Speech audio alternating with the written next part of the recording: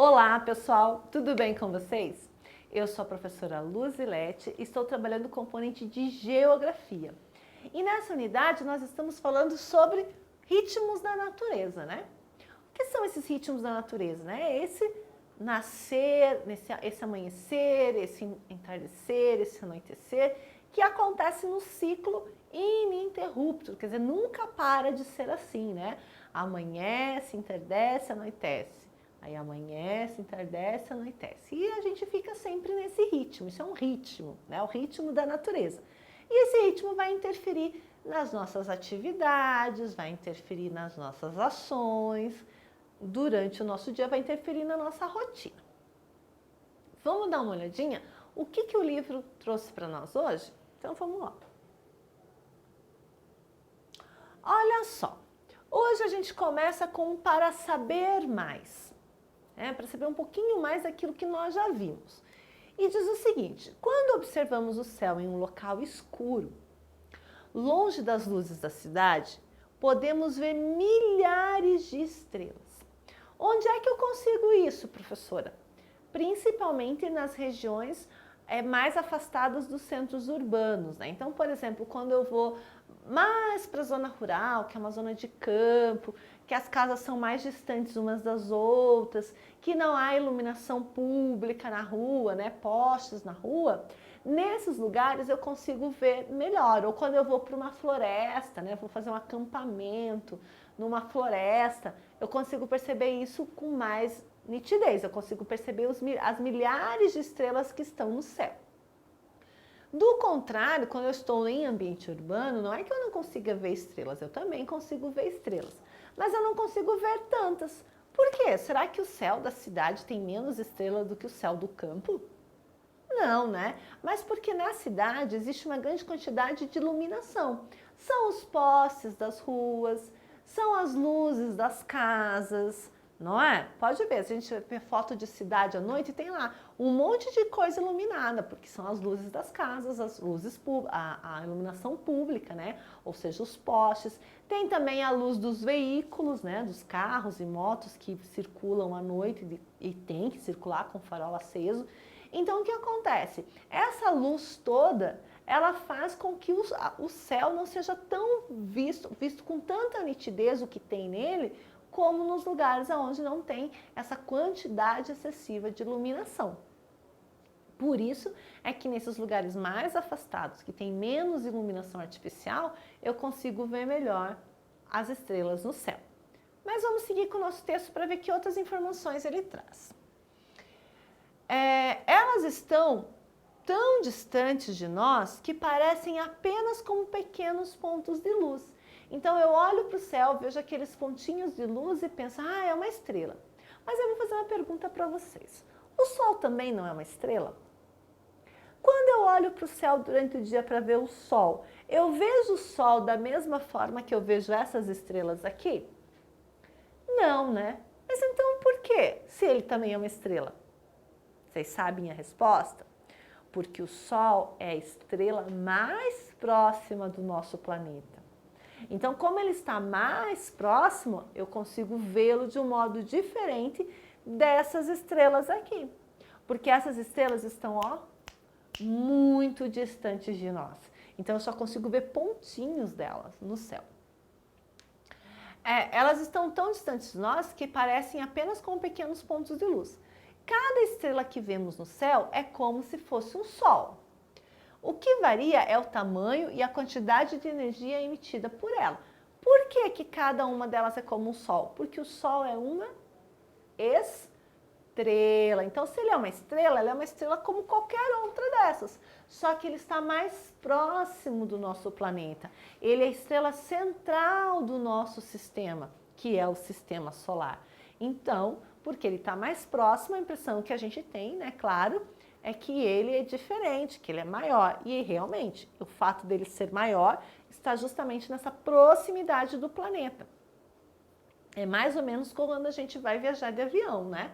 Quando a gente vai viajar de avião, a gente senta lá na janelinha e fica olhando para as pessoas que estão passando ali próximo, né, quando o avião decolou, o tamanho do aeroporto, né?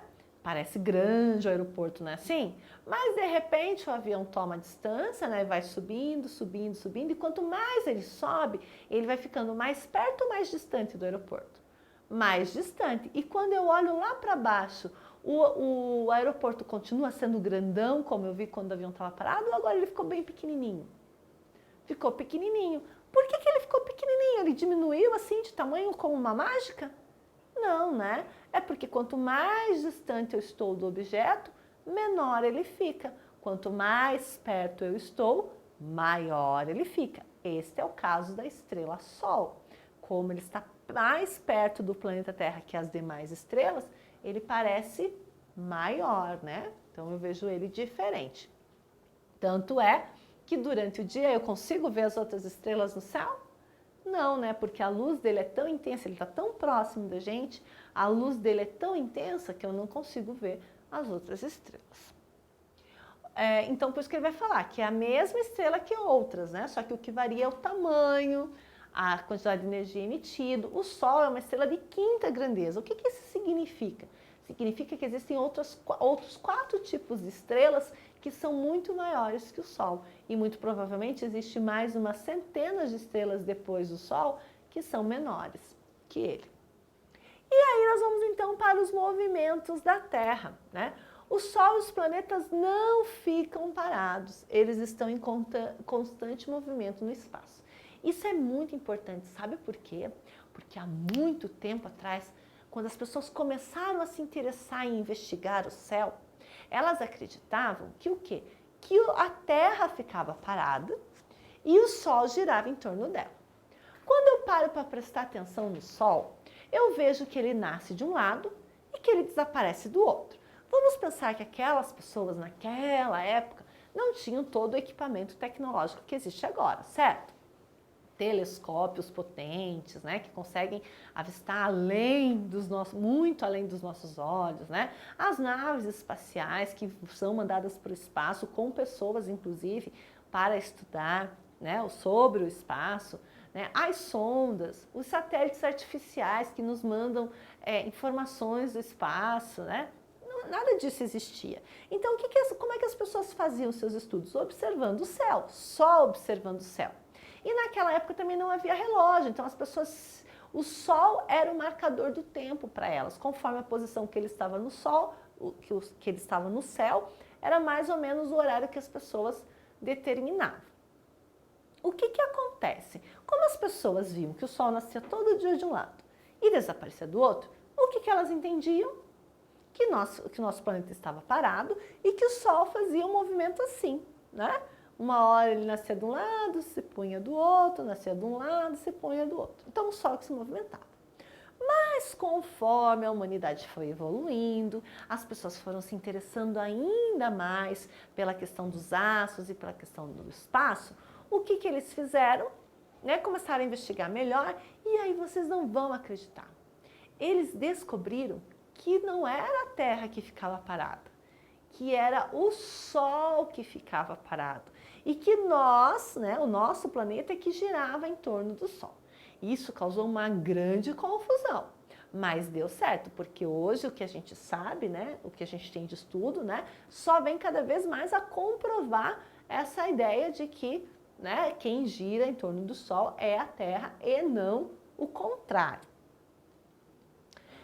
O movimento de rotação faz com que a Terra gire em volta dela mesma e por isso uma parte do planeta fica iluminada, né, dia, enquanto a outra fica sem iluminação, que é noite. Lembram que eu falei que a Terra gira em torno dela como um peão, certo? Se ela gira como um peão, em algum momento ela vai estar, olha que ela está girando, né? E ela está girando em torno dela mesma. Então, em algum momento tem esse lado aqui que está virado para o Sol, e tem esse lado que está contrário ao Sol. O lado que está virado para o Sol é dia. O lado que está contrário do Sol é noite. Mas ela não fica parada nessa posição, né? Ela está sempre se movendo. Então, conforme ela vai girando, né?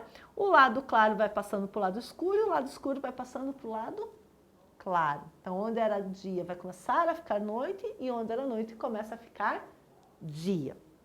Esse movimento que ela faz em volta dela mesma, que é o movimento de rodar, né? A gente chama de rotação. Então, ela está ali rodando em torno dela mesma, é uma rotação.